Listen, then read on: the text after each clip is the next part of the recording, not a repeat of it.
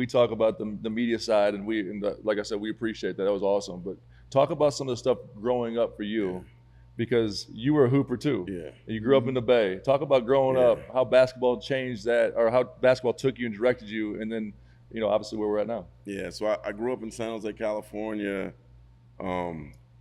where all sports were like big, right? Like my mom put me in, my first sport was soccer when I was in first grade. And I actually loved baseball first. Like baseball was my first love. Just getting there in a little league Saturday morning. Yeah. I'm a baseball dad. I love it. I love it, going to games. Get the big league shoe with sunflower seeds. You play your game. You still sit there all day. That was like so much fun to me. But around 5th grade, like I started getting into basketball at like my elementary school. Like I wasn't no big basketball guy, but like these dudes convinced me to play because I was tall. And I was like, yo, this is the first sport where I kind of felt like my height was at an advantage. And I made an impact in the game without even really knowing how to play the game. And I don't know why, but I just like fell in love with basketball. And then eventually I moved out got rid of football a couple years later, and baseball, soccer, like I pushed all these eventually to the side. But like I love basketball, fell in love with basketball hard, like really quick. And so like my first thing was I convinced my parents to let me go to San Jose State basketball camp when I was in the 6th grade. And it was a summer camp, and it was amazing. And they had a player on their team that was a Pan Am All-American and was on an All-American Playboy team. Like, I didn't get to see that Playboy at the time. I was going to say All-American Playboy. Unless one of my, my dad. You missed out on that, Killer. Was you All-American Playboy? No, but I wish I would have been. Yeah, you remember that? Oh, yeah. Man. I'm not even put my dad out there. If somebody had an extra mag, and maybe I would have saw it, but his name was Ricky Berry. Kenny Smith played with him with the Sacramento Kings. And I don't know if you guys are familiar with this name. It wasn't Rick Berry, it's Ricky Berry. He was a ball boy from Magic Johnson at Michigan State. His dad, Bill Berry, had coached there, but then he went to San Jose State. 6'8", 2. Kenny Smith, shooting guard. That sound like you, Killer. 6'8" shooting guard. Yeah. And he shot like you. And Kenny Smith called him Reggie Miller with a handle. Damn. Wow. So he was cold, and he was in college at the time.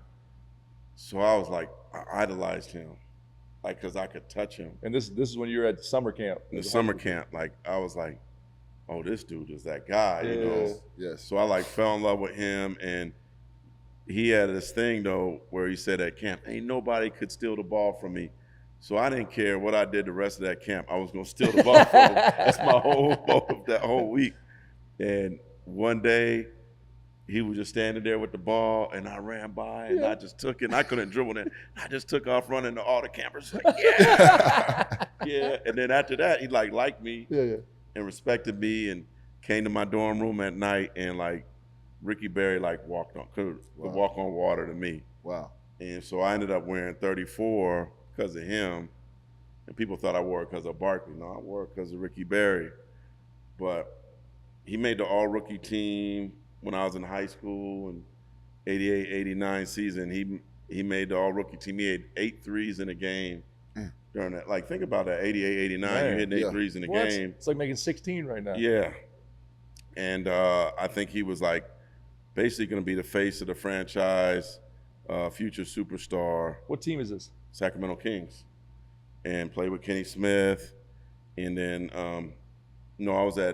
I'm fast-forwarding because I wanted – I went to the Plump camp when I was in high Pumps. school. Yeah, so that's They've been doing it a long time. I was one of the first Pump camps. We were outside playing. Yeah.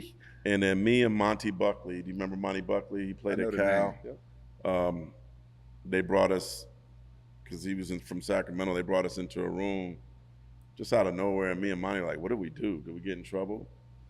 And they're like, no, we just wanted to tell you something because we know he's a friend of yours, but Ricky Berry committed suicide. Oh, man. I don't know if you guys know this story. No, please. We didn't know this story. Yeah. Oh. So he only played 1 season in the NBA, and he committed suicide. Like this, it's probably worthy of a documentary. No doubt. Yeah, well, Wow. They were saying. I didn't expect the story to end like that. No, when no, you were I telling know. it. I No, didn't see no. that coming. Wow. So I'm like going into my like senior year of high school. This is my guy. This is my idol. Yeah. From 6th grade, my mom wanted me to change my number, and I'm like, nah, I'm gonna rock with him. Yeah. I'm gonna rock with him. In memory. I got kind of privy to a lot of information later. What was the story behind it? I know you know. I know. I didn't want to ask. You've written about it? Yeah, it was. So if you wrote about it, then you can tell us. What platform was it you read about it on? On Anscape. No, I was privy to a letter, and he was estranged with his wife in pressure of his marriage, so young. I think got to be too heavy for him. But he was like the first. He still, as I'm still talking about him now. This happened in '89. Getting his flowers today. Yeah, Get your flowers Ricky today, Berry, Ricky man, Berry. and his Get your dad, flowers Bill today. Berry. Like, if he hadn't gotten fired from San Jose State the next year, I probably would have went out of high school and played for him. But no, going back, I loved the game of basketball, and we didn't have a hoop. San Jose wasn't really like a basketball city, so I don't know where it was where you guys were like, where every mile there was a basketball court. Nah. It wasn't like that. You can find a football field Yeah, everywhere in Miami, but you couldn't find much baseball, basketball. football, it wasn't basketball. So there was this lady around the corner who had a hoop on the front of her house, and I basically knew her kids and asked her if I could shoot at her house. And so I would go out there with my ball and shoot and be there for hours, and she was nice enough to not leave her car in the driveway. One day she was gone, and I was awful shooting. Never was a great shooter, dog. I ain't gonna lie.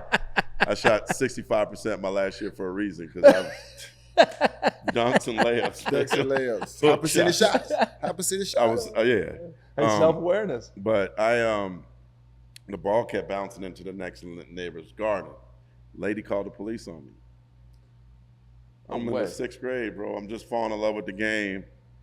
And the police came, and they're like, why are you here? And I'm like, I'm playing. And my dad taught me how to be respectful. I'm like, I got permission to play here. Yeah. But where's the lady at? She's not here right now. Well, you have to leave. I'm like, but why? I have permission to play here, sir. And if you don't leave, we're going to arrest you. 6th grader shooting basketball. So this. Let me just ask. This was a racism thing. Perhaps. Because I'm just saying. I ain't never been. I ain't never been where you're you're going to from. arrest a 6th grader shooting basketball. Yeah, just shooting like, how does that basketball. like, and you called the police. Bringing me in, right? Yeah. Like, yeah, this got to be. Right?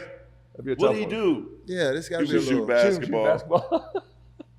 So I literally took my ball and went home, right? And so I'm at home. My pops came in, and he saw me, and he like, "Why's your lip poked out, boy?" I don't know if y'all say that to your kids or anything. Like, "Why's your lip poked out, boy?" And I told him, and the look like he had is like my look now. I think he envisioned me being in a police station over this. Yeah. Black father, really like tough man, strong man. He didn't say anything. He got in his car and he left. I'm like, okay. About 45 minutes later, and he was a great handyman.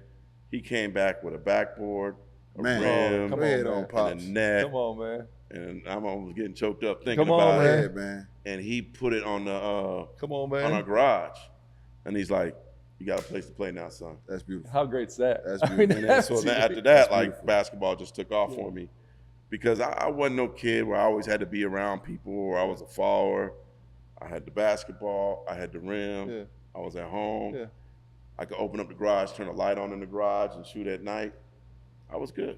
Summertime is here, and it is my favorite time of the year. Ladies, come on with them sundresses and them bikinis and them cheeks out. Fellas, get them beach bars and them six-packs ready with them hoochie daddy shorts. But that is only one part of it. That is the daytime. Trust me, nighttime is just important. Two things can be true. She can enjoy herself, but not enjoy you. Make sure you handle your business. Rose Sparks gonna take care of that. Finish the game. Rose Sparks is a 2-in-1 treatment for you guys that need more control erections and the fellas that need a secret weapon. Don't be afraid to tap in and be your best version now. After Rose Sparks dissolve under your tongue, you got 15 minutes to showtime, my boy. Handle that. You could go back to back, round after round, and still be ready. Sound like a championship boxer to me. Go ahead and knock that thing out. Trust me when I tell you, if you're good at what you do, you ain't gotta brag. She'll do it for you, my boy. Row Spas will connect you 100% online, so you don't have to be in weird rooms with weird people you don't know telling them you can't get an erection long enough and stay hard enough to goddamn please your woman.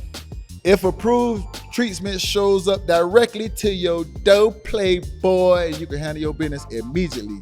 If prescribed, sexual health patients will get $15 off their first order of Sparks on a recurring plan. Connect with a provider at ro.co/OGs to find out if Row Sparks are right for you. That's ro.co/OGs for $15 off your first order. Compounded drugs are permitted to be prescribed under federal law, but are not FDA approved and do not undergo FDA safety. For safety information, go to ro.co/safety-info. Here is a dirty little secret that insurance industry may want to keep under wraps. Insurance companies profit by holding on to your money for as long as possible. So after an accident, they might do whatever they can to delay or deny your claim. This way, they can keep those profits growing. Morgan & Morgan fights hard against these corporations to fight to make sure you get every dollar you deserve. When in court, the insurance companies want juries to think that at-fault driver is the one paying the verdict amount. Meanwhile, it's really the insurance companies who are covering the cost. When Morgan & Morgan takes on a case, they're almost always going after the big insurance companies and not the individuals at fault. Morgan & Morgan fights hard for their clients, and these corporations know that. A recent client in Pennsylvania just received $29 million. That's $29 million. Insurer's best offer was $500,000. Another recent client in Florida received $20 million. Last offer, $0. There's a reason why Morgan & Morgan is America's largest injury firm. Hiring the wrong firm can be disastrous. Hiring the right firm could substantially increase your settlement. With Morgan & Morgan, it's easy to get started, and their fee is free unless they win. Just visit forthepeople.com/OGs or dial #law 529. That's forthepeople.com/OGs or dial #law 529. This, my friends, is a paid advertisement.